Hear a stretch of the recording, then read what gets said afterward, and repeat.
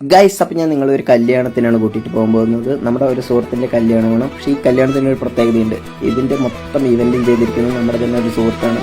Wedding bless എന്ന് പറഞ്ഞിട്ടുള്ള ആളുടെ ഒരു ഇവൻ്റ് ടീമാണ് ഇത് മൊത്തം ചെയ്തിരിക്കുന്നത്. അതിൻ്റെ കുറച്ച് കാഴ്ചകളിലേക്ക് പോയാലോ.